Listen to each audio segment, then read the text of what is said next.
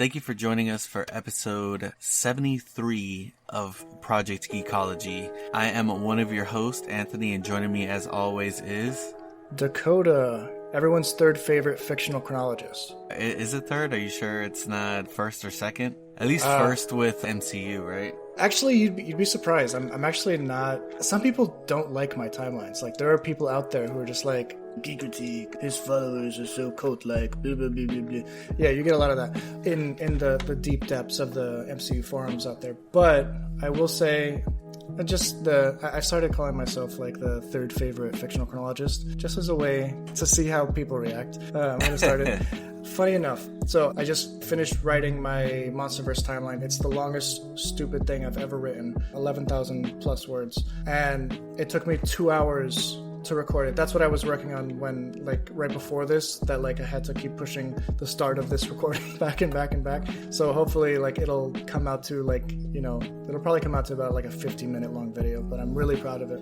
But yeah, in that video that I inaugurate everyone's third favorite fictional chronologist. There we go. Nice. I know that we usually start with what I've been up to. So what have you been up to in this period of time? I know that you've been kind of out and about. You had spent some time traveling.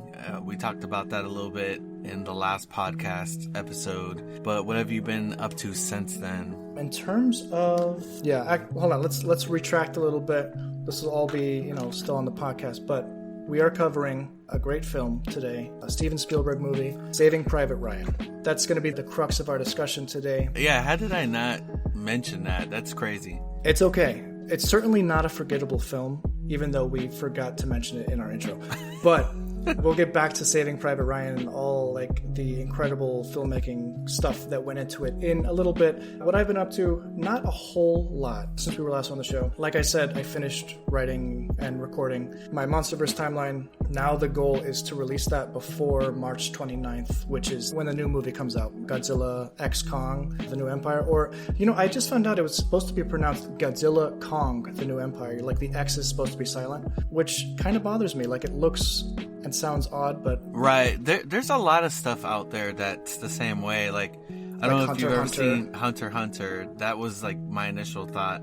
Like Spy Family. Yeah, it's a pretty common staple in, like, anime, but using that commonality in a title for a Hollywood movie is kind of weird for me. So it took a while to adjust to that. But yeah, so that's been the big thing that I've been working on. And I've been talking about it for weeks now. You guys are probably sick of hearing me talk about Monsterverse stuff. But yeah, this is a huge project for me. I'm really, really excited about it. Now it's just like a race to the finish line to get it all edited before that movie comes out. Because the way the script is built is that it's like a primer for the new movie. You know, like, it's supposed to be watched before the new movie. It's like everything, a history of the Monsterverse leading into Godzilla, Kong, The New Empire. But yeah, so other than that, I watched the Netflix Avatar: The Last Airbender series, which has been getting mixed reviews. Some people really like it, some people really don't. I'm in the camp that it's mostly good. Yeah, I've seen it, and I will say that overall, I like it a lot more than the movie. The movie was just absolutely terrible. Yeah. I mean, they clearly,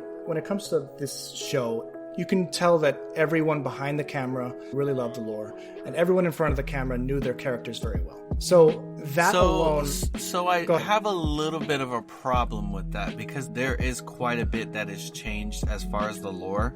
Of course, yeah. And that was a big problem for me. Okay. I would say that while a lot of it looked great, I liked that it dove a little bit deeper in what happened with the airbenders. And for me, there was a little bit of some weirdness. There's some weird casting choices for me. I feel like there were some weird casting choices, like Ozai's Angels, the Azula, Mei, and Ty Lee.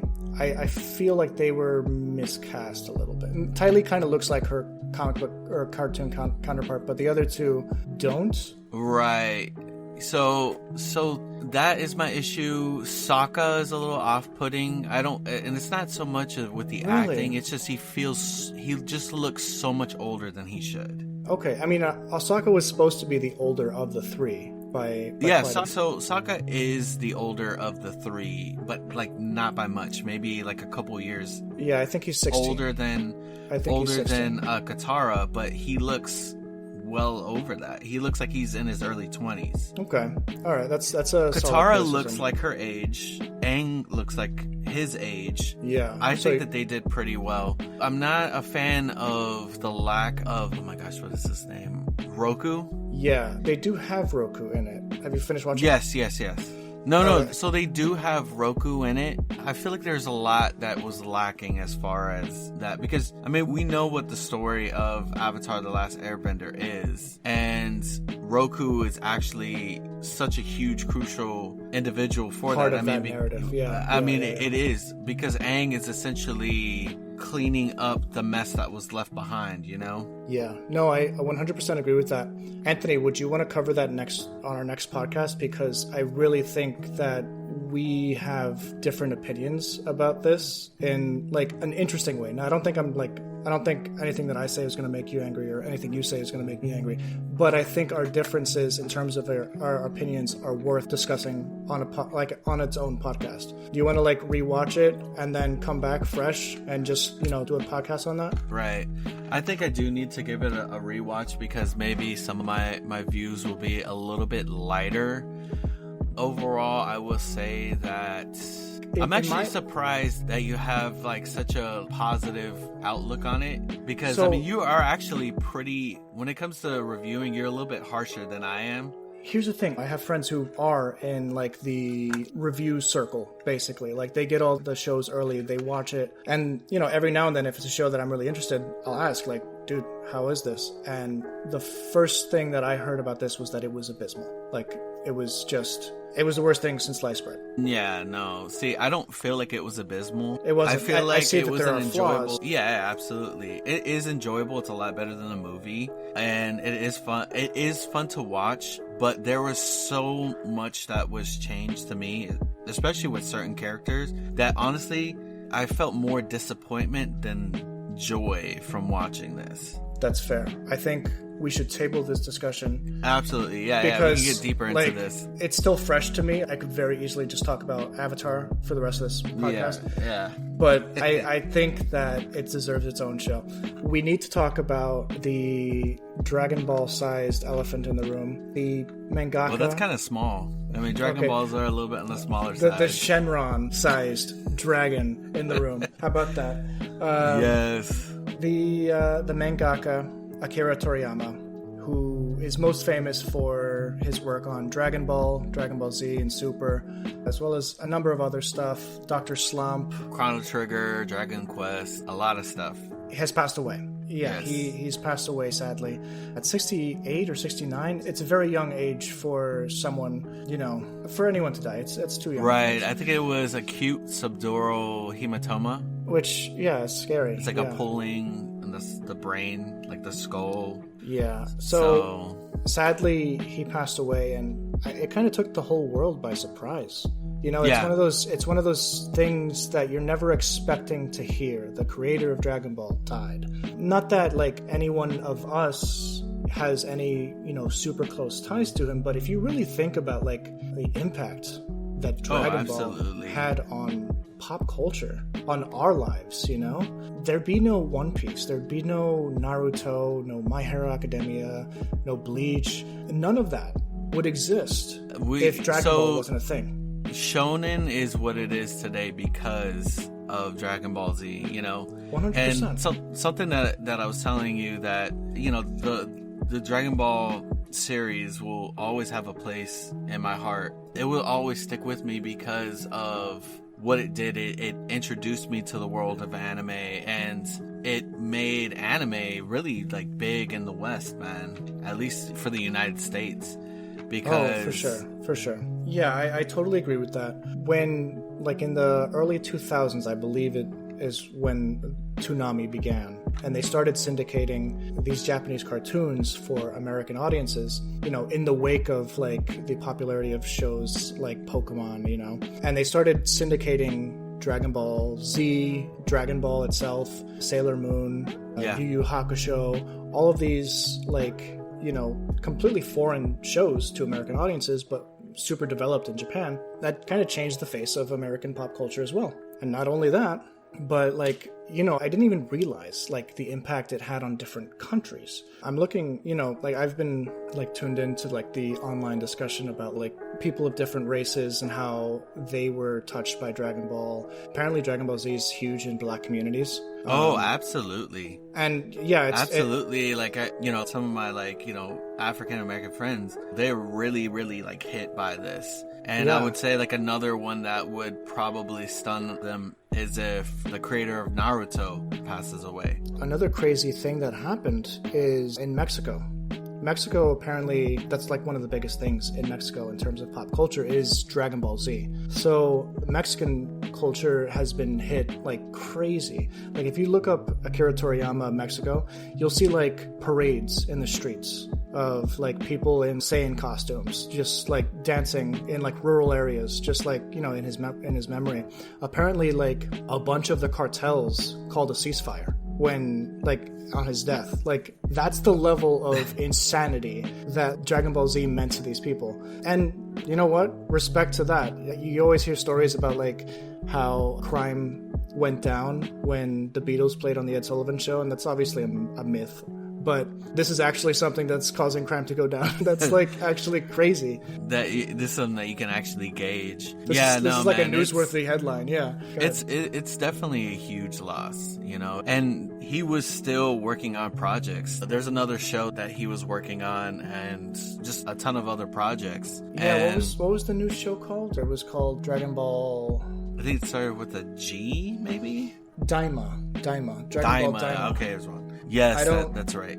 I don't know if... Yeah, just October of 2023, Akira Toriyama is coming back for a new Dragon Ball series, Dragon Ball Daima. And I think it was a straight-to-anime show. I don't think it was being written as a manga, but I could be incorrect there. He's well known for his manga stuff. And I've gone back and I've started reading or rereading the Dragon Ball manga that I have. And man, he's got such... even in his earliest stories of Goku and Bulma and Oolong, Yamcha, Puar, all these characters are so unique and the art style is so crisp and clear. I'd say it's much more easy to follow reading wise than a One Piece manga, just because the style is so much more easy to follow. But man, just a huge loss for the anime, the manga community, and pop culture in general. I would put his influence on the wider pop culture world on the same level as Walt Disney or Stan Lee in their respective mediums. Walt Disney is the pioneer of cartoon films, and we see dozens of cartoon films come out every year nowadays. That's an obvious influence from Walt Disney. You have Stan Lee, who created most of the biggest pop culture characters in cinemas these days, or had some hand in it. And while manga and anime existed before DBZ, and comics existed before Marvel, and cartoons existed before Disney, all these respected people did things to really revolutionize and bring in a golden era for comics, for cartoons. And I would say that the 90s was really jam-packed with anime and manga that a lot of people love. And yeah, man, like I said, the biggest reason why I had watched stuff because I did watch a bit of Sailor Moon when I was younger, but that was because I was oh, this is kind of the same, art style as Dragon Ball Z. The same thing with Yu Yu Hakusho and Neon Genesis Evangelion and Cowboy Bebop. I kind of noticed that it was okay, it's a different type of cartoon. You just don't know how to name it. I thought that's how I saw them, was cartoons. I didn't know that it was called anime. I didn't really realize that it was Japanese. I just saw it as 100%. A cartoon. I totally, I'm in the same boat as you. I feel that, when you're being introduced to that stuff as a kid, it did have a different level of maturity. And I think that's what these cartoons kind of brought to America, in a way. Stuff like The Last Airbender couldn't exist without Dragon Ball Z. Or, just anime in general, and the shape of anime that was born out of that shonen style. Right, it doesn't treat its audience as unintelligent people. Yeah, and I think that it's a lot more common in Japan for adults to watch anime than it is for adults to watch cartoons in America. I think it's just a much more common thing because, you know, anime being like one of Japan's biggest exports in terms of entertainment, probably their biggest export. It's built not just for kids. It's meant to be enjoyed by a wider range, and that's kind of the draw of the Dragon Ball franchise and anime in general, because I could see why it's easier to watch that in Japan as opposed to an adult watching cartoons here. Like, for me, there's no issue with watching cartoons. You like what you like, but a lot of the anime has, you know, it's more mature, it's more developed, and a lot of the cartoons is more geared for children, except for, I mean, if you get shows like the Bad Batch, Clone Wars, it started off maybe a little bit on the childish side, but it really matures with its audience. Yep. Rebels is another. I know I'm naming just Star Wars, but honestly, Avatar: The Last Airbender, I think what really grabbed me so much was that while it was a cartoon and while it had childish moments, the story was so amazing that I can easily call it probably my favorite cartoon. Like, original IP that exists outside of, that it's its own universe, that's not a part of anything else. It's its own thing. With Avatar, and I think we've talked about this in the past. Well, I know we have in a couple our shows. But with Avatar, what's special is that I think it is actually geared towards children, but it doesn't shy away from hard-hitting stuff like freedom fighters actually being terrorists or genocide. Yeah, it doesn't shy away from that. It doesn't shy away from, you know, being the last of your kind, which is just like the worst possible thing that anybody could ever experience. It doesn't, and yeah, I'm just touching the surface, but like right. It doesn't shy away from being emotional too. I mean, because there's a lot of moments that really hit you deep. I think some people come into Avatar: The Last Airbender expecting a show geared towards adults, but it isn't. It's a show geared towards children. So if you're watching it with the idea that it's a show geared towards adults in mind, you might not like it as much as someone who is just trying to appreciate what's being presented, what was allowed to be presented on Nickelodeon in the early 2000s. Right. It's something that changed the way kids think. And that all stems back to the Dragon Ball manga, you know? And so, without going any further, which I think that we should cover that at some point too. I'm Dragon Ball Z, because honestly, let's be real, Dragon Ball Z was definitely something that solidified our friendship too. That, Harry Potter, maybe Final Fantasy, a lot of these things really, Star Wars obviously. Remember in elementary school, Anthony, when kids would come with like folders full of like printed pictures of Dragon Ball Z? Or like Dragon Ball GT, and it was just like stuff that hadn't aired in the US yet, and it was just like, it was crazy, like looking at those images as like, you know. And they would draw them in class. Yes, everybody used the models of Dragon Ball characters as inspiration to draw. I did it. Dude, I'm sure you did it. Oh, dude, come on. I was one of those kids with the printed pictures drawing. Come on, this is real. I was there too. I had my folder too. But anyway, so we should definitely cover it. There was sites back in the day where they would have like just pictures of Dragon Ball Z. It was just like a site dedicated to random pictures of Dragon Ball Z characters, blah blah blah, that everyone would use to remember how download hard it was to like to find that stuff back then. Oh my god, it's crazy. Like, I can look up anything on my computer now and get it, like, on your phone, dude. Like, I mean, there's so many ways to find it. There's thousands of apps now. Like, I think it was called something like blueangel.com or something like that. I have a memory of like even like the layout of it. But anyway, I'm going off on a tangent. I think we should. This podcast is a tangent. Let's be real. Yeah, really quickly. I know like you've kind of talked about what you've been up to as well, but anything else that you want to add before we jump into our discussion today? Dune Part Two. I saw it yesterday. Oh, Dune Part in IMAX. Okay, tell me. Dude, so good. So good. Man, let me tell you, the IMAX and like those speakers, like I felt like I was gonna shake like right out of my seat. Like it was so powerful, man. Like how's that scene? How's that scene when he first gets onto the sandworm and he's just like he's like going through the sand and everything. Dude, it's such a it's good so movie. cool. And it makes so much sense because in the old one, the sandworms are like on top of the sand.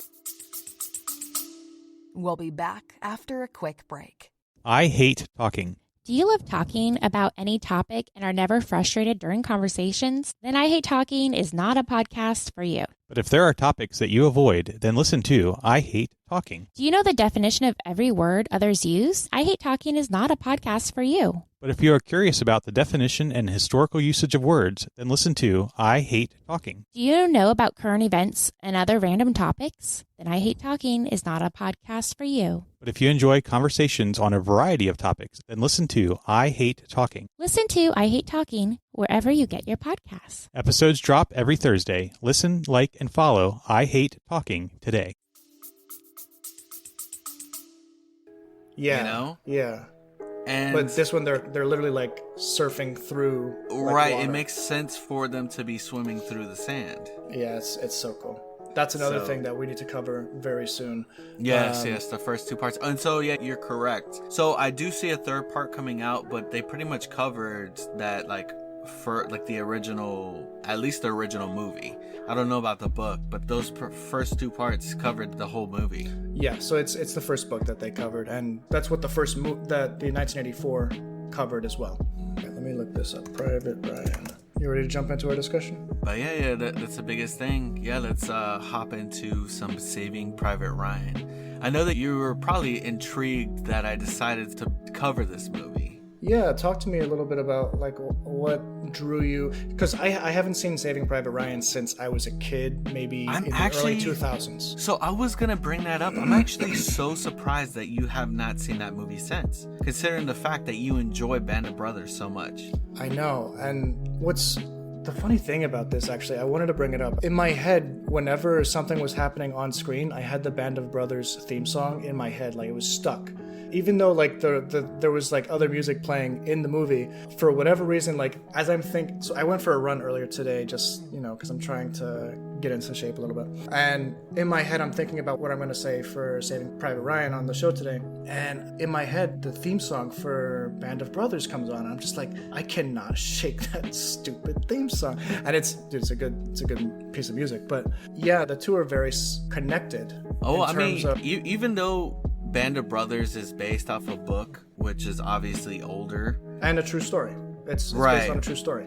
Exactly. Saving Private Ryan walked so that Band of Brothers could run. That's a good way to put it. Yeah, because Band of Brothers was after, right?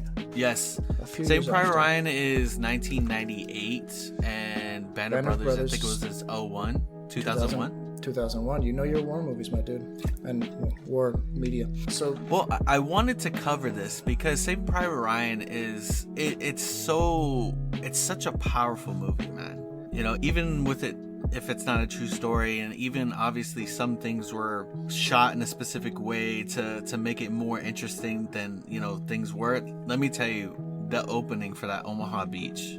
Oh, it kills me, man. It's such a hard thing to watch because it's like 20-30 minutes of just people being slaughtered. And we know that's how it was. We know D-Day was one of the bloodiest battles ever. Right. You know? And I actually looked it up. I was super intrigued because I'm pretty sure that Band of Brothers takes place in D-Day also, but it's the Airborne instead of the Rangers. But yes, yeah. So Band of Brothers was the Airborne versus, you know, these guys coming in through the sea. Right. What was the worst of the fighting on D-Day? And Omaha Beach was by far the worst. Oh, yeah, it was a slaughter. You know, and that wasn't the only beachhead that they landed. There were a few other beachheads where they actually invaded at, but Omaha Beach was the worst because it was the most fortified. And I mean, just you think about it, man, like they're already getting shot at while they're in the boats, you know, the landers. they're already getting shot at by mortars and artillery. And then as soon as they hit, like, it's just automatic machine gun fire, mortar fire, artillery fire. There was just no help from any tanks because there were barriers that were in the way. That's what those X's on the beach are. That's pretty much prevent tanks from getting on the beach. Yeah. And yeah, man, it's so powerful. But I love that the film doesn't start right off the rip with that. It starts off with an elder gentleman that we don't know, hypothetically, we don't know who it is. And you assume through watching it for the first time that it's actually this Tom Hanks character that you're following. Right. Absolutely. And there's even like there's similar shots throughout the movie. You have it zooms in on this elderly man's face to the point where you're looking at its eyes, and like later, maybe 10 minutes later, there's a shot of Tom Hanks' character, Captain Miller, with that same camera lens. Yes. So and you're like looking at close into his eyes, you're like, oh, okay, so this is probably the same guy. It's the classic Steven Spielberg stare. Yeah, into the middle distance. But it's insane that a movie that was made in 1998, and obviously they've done stuff to make it look good. If you would have told me that this movie came out in the 2000s, I would have believed you. Maybe like it could have come out at some point after that time, and I would have believed it because it was shot so well, man. And like the cinematography was done so well, and the acting was really, really good. And you and I were talking about how this film, we got a lot of actors like pre whatever it was that made them popular. Yeah, really quickly, before we jump into that, I just want to comment a little bit about like the Omaha Beach thing, just because of how crazy that scene is. That first, like when they first dropped the ramp and the machine gun like takes out literally almost everyone inside of that vehicle transport.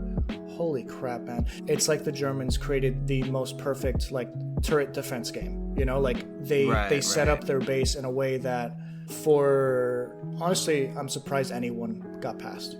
Right, yeah. They called that opening the murder hole. It's a murder hole. They just being shot like fish in a barrel. Right, because you're standing like all pretty much grouped up, and there's only one way.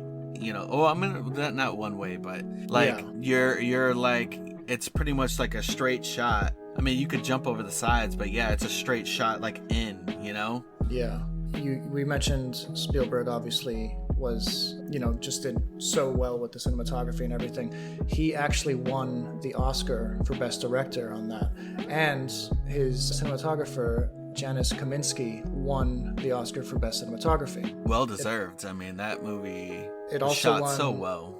It also won Best Effects, Sound Effects and Editing, Best Film Editing, and Best Sound. John Williams was nominated for Best Score, but he did not win, which is fair. Like I said, the score wasn't super memorable. I was actually thinking about a Band of Brothers for most of it. But what is unshakable, because you said that it won Best Sounds. I mean, you can think about like that Omaha Beach and like the machine gun fire and all the explosions happening. Dude, I get chills whenever I think about it. That's literally all you heard. I mean, and like people trying to shout to one another, but all you heard was just machine gun fire and explosions, And I don't even think there's any music in that scene at all. I think it's just straight mayhem. Yeah, warfare. It's just straight, yeah. People calling for their moms, people like holding up their guts, people walking around with missing limbs. Yeah, oh my gosh, it's such an insane, and it's powerful because it happened. This may be a remake, obviously. This may be fake, but it's based on something that actually did happen. And people who were World War II veterans who were there, I remember reading way back when that they felt it. They felt that this was true and this was real to them. Like this is how it felt in the war. Just the hopelessness. And that's what they wanted to do with this film, was be historically accurate as far as that. And I do remember reading that and watching some interviews, and they're like, I think I had read something online that they said that they remember going to the movie theater with their grandfather who went through that, and he had to actually leave because he had like a PTSD flare up from it because it reminded him of that time. It's scary, man. The fact that this isn't that long ago, if you really think about it, it's like The World War II was what, 70 years ago at this point? That's like 2 of our lifetimes and change, you know? It's really that such chaos was committed, and, you know, lives were lost, like, in mass. We were just talking about it a little bit also in the Godzilla episode that we did, how like soon after they made this movie, after World War II happened, you know? Yeah, I'm having a hard time putting my thoughts into words here, just because it's something that's so hard to fathom, like that basically the whole world went to war for 4 or 5 years, and, you know, just absolute chaos ensued, and tons of people died, more than any other war in history. And that's not even touching like the Holocaust, you know, like there was some crazy stuff going on in the 40s. But anyway, I digress. You were mentioning that, you know, that you have a lot of, like, not necessarily cameo appearances, but appearances of people who you would now see as cameo appearances because they're such big names in Hollywood, like Vin Diesel. This was Vin Diesel pre-Fast and the Furious, man. Was this Vin Diesel what's his Pitch Black? Oh, Pitch Black. That's actually a good question. That was the first of the Chronicles of Riddick. Yeah. It is. Is it before Pitch Black was 2000. Okay, so yeah, he was a no-name actor, pretty much, at this point. So yeah, this is I don't know that actually, but he was pre-Triple X, pre-Furious, definitely pre-Guardians. So yeah, Vin Diesel as a character is just like, or as an actor is. I keep on forgetting that he's in the because of Groot. We are Groot. Oh my gosh, it's so funny. But yeah, no, it's Bryan Cranston, pre-Malcolm in the Middle, Nathan Fillion, pre-Firefly. We got Ted Danson, post-Cheers. Post-Cheers, but pre most of his current work.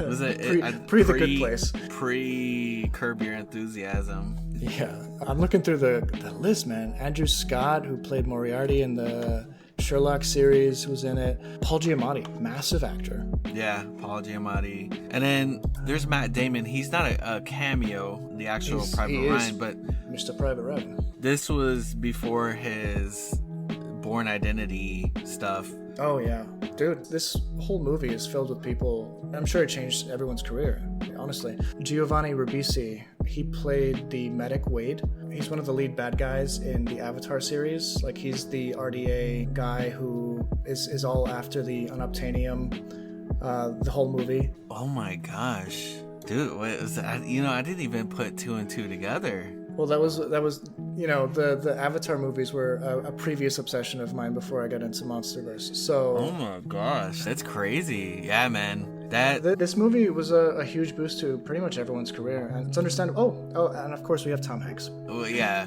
Tom Hanks. There was one scene where he sounded just like Woody, and I couldn't shake it. Like, he started like being really animated, and it sounded like he was berating Buzz Lightyear. Like, you know, like that was probably when he was yelling at Vin Diesel for like he wanted to take like that little girl down to like the next town. Yes. Oh my god. So it's interesting, actually. Let's talk about that scene, because you have this troupe who are, you know, well, actually, we should probably take a step back. The whole point of the movie kind of stems around the idea that in the U.S. mailroom, wherever they're getting letters or sending letters out about, you know, this person is here, this person has died, this person, you know, instead of. Yeah, so basically one mail lady in that office realized that 3 separate brothers, all belonging to this one mother's family, basically, have died in war, pretty much all at the same time. The last brother, the 4th brother, James Francis Ryan, that's what it was, yeah.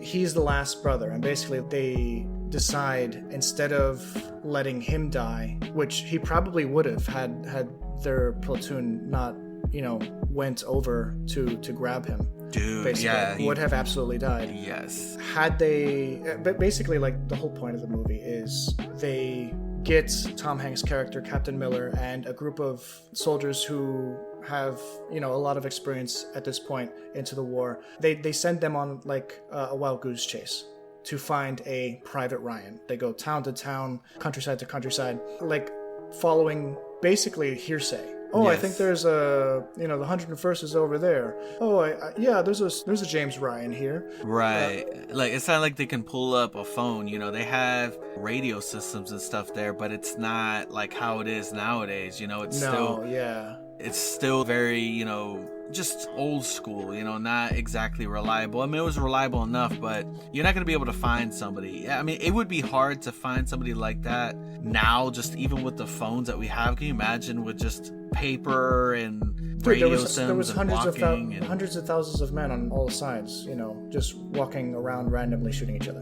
I mean, it wasn't at random, obviously. They were obviously fighting strategic battles on different fronts, but there's so many people that it could become very disorganized. And that's kind of the problem that they face throughout this, is that nobody knows where anyone is. Well, I mean, and some random battles too. There's one that happens literally like they pass by a machine gun nest, that happens, it's like an ambush point, Yeah. And so, yeah, I mean, that's like, I would consider that like a random battle because that wasn't a mission for them. But Captain Miller was like, we don't want to leave this here because they're going to ambush the next people. So, yeah, no, I mean, with all that happening, it's tough. And one of the brothers dies on Omaha Beach. Yeah, while watching it, I was just like, wait, Private Ryan is already dead, because we saw his the brother's logo on the back, but I realized soon that it must have been one of the other brothers. I was a little bit of a dummy for that.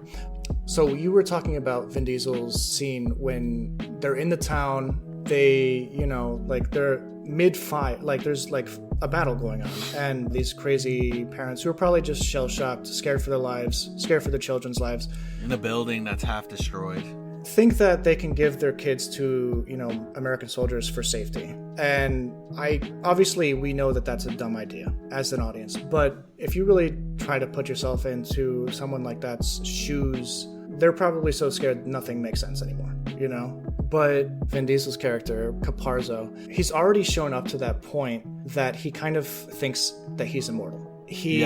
After surviving Omaha Beach, probably, yeah. He has that scene where they're under fire and he's just biting into a bunch of apples, seeing which one is good enough to eat. And he's totally capable of being hit right there.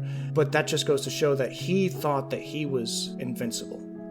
He didn't care at that point. So him taking the girl seem like a good idea. Yeah, we could take her. It's no big deal. Obviously, he gets shot. By a sniper, yep. And it becomes the film adds another layer onto, what it means to write letters home, or to, bring information back to your loved ones, and that he pulls out a letter that he wrote to his family, his father, I believe. He gives it to the medic to copy it onto a new paper because it's all bloody, basically. Right. And throughout the film, that's such a strong scene too. With you get that moment with Jackson, the sniper. Yeah. Oh yeah, that was such a good scene. I think snipers are just kind of just cool. And I don't know how to describe it. I don't want to say that, warfare is cool, because it's not. But you'd have badasses on the field. And Jackson is a badass, Oh, yeah. The way that's what I'm trying to say, is that when he needed to do something, he did it, in terms of stepping up and taking out the guy who just killed Caparzo. Right. But yeah, one thing that I really liked, the attention to detail about the note that was passed between all the, when Wade died. I forget who grabbed it from Wade, but basically the note kept getting passed around to all these different soldiers as in remembrance of Caparzo, basically, until they were able to send it to Caparzo's family. I think actually Private Ryan grabs it from Tom Hanks in the end, But anyway, I thought that was a neat storytelling trick that they were able to utilize. This narrative of one brother dies, the next brother picks up and finishes carrying on their wish, carrying on their legacy. And that's so cool. What are your thoughts on Corporal Upham? Yeah. The interpreter. Yeah, I believe his character is believable. He's never really seen combat. He's new to war. He's never taken a life. And he's not a warmonger. He's not someone who wants to get into battle. He's not someone who wants to take a life. And he's kind of the level head throughout the movie. There's the one scene where they end up taking a German prisoner who, they have dig a hole for them to bury Wade in, I believe. And the rest of the crew basically want to kill this German prisoner, but Upham says, that's not right. And it isn't right. If he's a prisoner, he's a prisoner. If he's surrendered, he's surrendered. But they do have a point that, if we let him go, he's just going to fall back in line. He's just going to... Which ends up happening. It ends up happening. In the credits of this movie, they call him... His character is named Steamboat Willie because he references American cartoons. Steamboat Willie. Yeah, so I'm looking at the... It's so crazy. I'm looking at the cast. I'm looking at the cast now. Willie. Isn't it crazy to think that Steamboat Willie is older than World War II? Dude, it's nuts. Time is so weird, man. But yeah, they end up calling this guy Steamboat Willie. I don't think on camera they don't call him Steamboat Willie. But no. In the credits, he's labeled Steamboat Willie. Well, we have to give him a name. By the end of the movie, it's interesting because, we initially see Upham fail to help Private Mellish, who's right upstairs. He's having a knife fight with some German guy, and he has a panic attack on the stairwell, is incapable of bringing any ammunition to anyone basically in the whole fight, and he crumbles in battle. He did get shot at a few times, during that fight. He was actually getting actively aimed at. So, I mean, I can imagine that being a part of it and just the chaos that was ensuing, people dying around him. He had never experienced that up until that point, But then, of course, he sees, he ends up in a position later in the battle where there are German prisoners, and one of those prisoners is Steamboat Willie, and that prisoner recognizes him, and oh hey, he's the guy that saved my life, and he immediately shoots him, which is, I believe, the first life that he takes in the movie. Yeah, I believe so. He because you don't see him, and it's almost even in all their engagements, he doesn't fight at all. And it's a powerful scene because you're just whoa, what the heck happened to this guy? What changed in him? And I think he lost his innocence. I think that's it. He's no longer... He has blood on his hands now because he was unable to help his brothers. Well, he also just witnessed Steamboat Willie shooting Captain Miller. Oh, of course. But I think on a more... I think there's a lot going on in a way, because he doesn't do it immediately, but it's I saved this man's life. He was a POW, and he was saying all this stuff about, screw Hitler and this and that, and now he's back fighting. He's back fighting, and that was essentially that's what they said. They tell him to walk until he finds the first American, I guess, patrol. But then he was well, yeah, but what if he gets picked up by his own people? Then he's going to get cycled right back in. And sure enough, he gets cycled right back into the Battle of Ramelle, which is another very powerful fight. Let's cover the Battle of Ramelle. This one is really strong too, because I feel up until this point, you see it kind of builds the human side of some of the characters up until then, but you get it a lot more in this battle. A lot of these people talk about their life before they joined the war, and it shows a bit some of the fears that they do have. I mean, Tom Hanks' character, that man is pretty much afraid all the time. Yeah, what was interesting is that his shaking doesn't happen when he's in battle. His shaking happens when he's at rest, and it's almost like an anxiety thing. When it's am I going to do something? Anticipation. It's an anticipation jitter that he gets. But it's at Ramelle that they find Private Ryan. They're all right, bunch of our guys have died, looking for you. Get over here, Brat. We got some news for you, and you're going home, basically. And props to Private Ryan. He learned the news that his brothers had died, all three of his brothers, and he assessed the situation that he was currently in that if he leaves his post here, the brothers that he's made in this war will also die. And he basically comes to the decision that no, I'm staying here till this bridge is fortified again. And Tom Hanks, Captain Miller, and his crew basically realize all right, the only way that he's making it out of this alive is if we help them. And it's such a bloody battle. It's such a crazy, almost 30-40 minute sequence of just the carnage of war. But right, and Spielberg, dude, it was such a a lot of people in this group die, including Captain Miller. Right, yeah, Captain Miller. We have Upham Upham survives. Horvath dies. Sergeant Horvath dies, which is like his right hand man. Yeah. And Mellish dies. Yeah. Jackson dies. Caparzo and Wade died prior to that. Wade died during that skirmish with the machine gun nest. I'm pretty sure they all die, except for Upham. Upham and Ryben. Yes.